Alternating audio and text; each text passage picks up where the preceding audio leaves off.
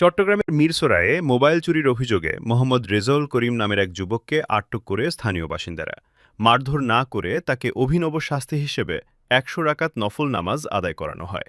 নামাজ শেষে তার কাছ থেকে তওবা আদায় করা হয় এবং ভবিষ্যতে এমন অপরাধে না জড়ানোর অঙ্গীকার নিয়ে তাকে ছেড়ে দেওয়া হয়।